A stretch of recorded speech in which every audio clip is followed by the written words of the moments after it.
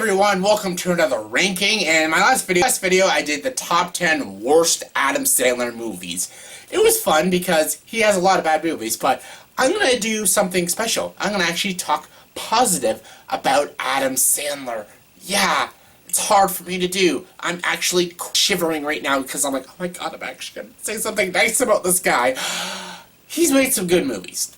Not a lot, but he's made a few, and I thought I'd celebrate that, because it's a celebration, because it's a miracle of life, because it's just amazing. It's like seeing someone walk on water. Seeing Adam Sandler make a good movie is just remarkable, and I have to celebrate it. So I thought I'd do a ranking of his good movies, and this is all opinion. Like, some of these movies, I bet you maybe even all these movies, some people think they're all still terrible. They're all bad Adam Sandler movies. Adam Sandler doesn't have a single good movie. You know what, if you want to believe that, I don't blame you, because he's a bad actor, and if you think all these movies suck, I don't care. Like, if you think these movies suck, go ahead. Think they suck, because he's a terrible actor, but in my opinion, I think these movies are good. Just opinion. It's all opinion. So let's just have fun with this, shall we? And here's my ranking of the good Adam Sandler movies. Okay, let's start with number 6. And coming in at number 6 is Big Daddy. Yes, Big Daddy. This is actually just an okay movie, but like, even when Adam Sandler even does an okay movie, that's a celebration, because like, he just makes bad movies. So okay is good. And the reason I do like this movie is mostly nostalgia. Me and my dad used to watch this a lot when I was a kid, so it has a lot of nostalgia for me. Since my dad passed away last year, I do like to watch this movie every now and then, you know, to remember the good times I had watching this movie with him. So yeah, it has a lot of... So yeah, this movie has a lot of nostalgia, but also is very sentimental to me. So yeah, that's the reason why I like Big Daddy. It's pretty stupid, and it has a lot of dumb jokes, but I actually think Adam Sandler tries in this movie. He doesn't do his goofy Adam Sandler shtick. He actually is genuine, and some of the dramatic scenes are actually good, and like, his chemistry with the young kid, Dylan, and Cole Sprouse play him, is good chemistry, and I actually buy the movie. The comedy is good, the dramatic scenes is good, even though there are some really dumb moments and some typical Adam Sandler moments, but I like Big Daddy. It's an okay movie. It's got a lot of flaws, and it's pretty dumb at times, but I enjoy it. Coming in number 5 is Funny People. Yes, Judd Apatow's Funny People. This is another movie I just find it's okay. But again, okay is good for Adam Sandler. But this movie is too long. Like, I think this movie was a little too long. If this movie was like 20 minutes shorter, it would be really good. Like, and for a movie called Funny People, it wasn't really that funny. But if you treat this movie as a dramatic film, it works really well, because Adam Sandler is actually very good in the movie. Same with Leslie Mann, Eric Bana, Seth Rogen, Jonah Hill, Jason Schwartzman. They're all very good. Aubrey Plaza. They're all actually good in the movie. They all gave good performances. Some of the comedy is good. Like, the scene with Eric Bana, there's a scene when he's talking about sports, and you have no idea what he's saying. All you hear is the F word. That scene's pretty funny. And there's, like, occasionally some good stand-up moments. Bad things about this movie, though, is the unlikability of some of these characters. Like, we're supposed to feel bad for Adam Sandler, but he comes off as kind of an asshole in this movie and a very unlikable jackass. And Leslie Mann and Eric Bana are also, they give good performances, but they're also very unlikable characters. Even Jonah Hill at times, and Jason Schwartzman. But the only likable character in the movie was Seth Rogen, and he was my favorite part of the movie. But there was just so much unlikability about the movie, and the movie was long, and the movie tried to be a comedy, but it was just a straight up drama. But again, as a drama, it is good. The writing is good, the directing is good, and the acting is good, and that's why I did enjoy myself. That's why I did enjoy it. It's not a fantastic film, but it's decent.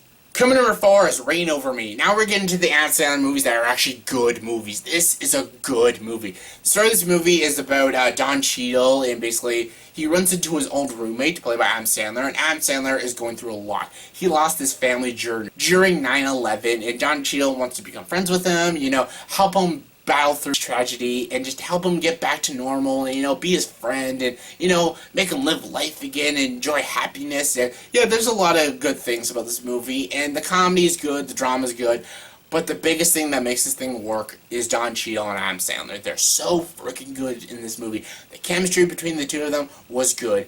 And I like seeing Adam Sandler not being like wacky, ooh, boo, boo, boo, yee, poop. Like, I hate Adam Sandler just doing weird, wacky shit, and, you know, trying to get a laugh out of us. He could be a good, serious actor. Don't watch Men, Women, and Children, because that's a bad example, but this movie is a very good example of Adam Sandler giving a good performance and giving a good dramatic performance. Reign Over Me, great movie. Coming number 3 is Happy Gilmore. Yes, Adam Sandler made a funny movie. Happy Gilmore. And Dennis Dugan directed this movie. I cannot believe it. I literally cannot believe it. But yeah, Happy Gilmore is funny. It's silly. And if you don't like, if you have severe hatred for Adam Sandler, I think even you would probably hate this movie. I do like it. I find it very funny. Again, it does have a lot of nostalgia because I watched this movie all through when I was a child, even in my teenage years, and I still every now and then pop it on because it is very, very funny, and I do like it. I like the story about a hockey player who cannot play hockey with a shit, and he takes up golfing. Yeah, and it's very, very funny. Like, and I love Christopher McDonald as Shooter McGavin. Shooter! It's very funny. The jokes in this movie, I can go on and on about the jokes in this movie. They're very funny. And the cameo of Ben Stiller, hilarious cameo, and I just find this movie just hilarious. There's a lot of good slapstick, there's a lot of good one-liners, and Adam Sandler is funny in this movie. He's funny. I can't believe it. He's funny. Coming number 2 is PunchDrunk Love. This is mostly good thanks to Paul Thomas Anderson, because this is a Paul Thomas Anderson movie. This is a more Paul Thomas Anderson movie than an Adam Sandler movie, but it does star Adam Sandler, so I'm counting it.